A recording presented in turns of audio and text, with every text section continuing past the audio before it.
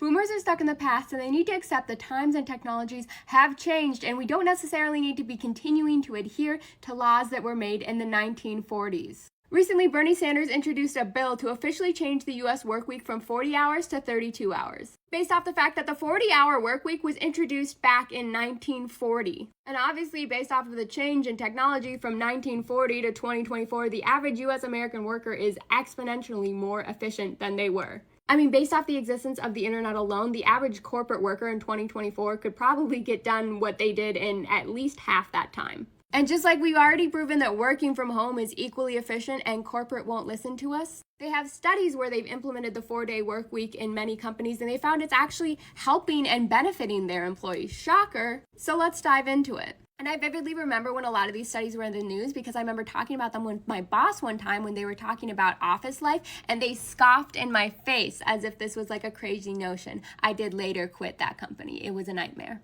So obviously the bill proposes that it changes the work week from 40 hours to 32 hours, and it wouldn't affect the workers' pay or benefits at all. It pretty much just means you would get a 3-day weekend every week. And I've heard of a lot of companies who have already done this unofficially and it's gone well, but back in 2022, they enlisted 61 companies to join an official study where they implement the 4-day work week. And the results were phenomenal. 71% of the almost 3,000 workers said they were less burned out, and nearly half reported being way more satisfied with their jobs. Employees were happier, retention rates were better, which in the long run cost the companies less money. And almost every single company that participated didn't see a drop in productivity at all. But here's the interesting part. 92% of participating companies confirmed that they were going to continue with the policy after the program ended. That means only 4% of the companies decided to go back to the 5-day work week for whatever reason.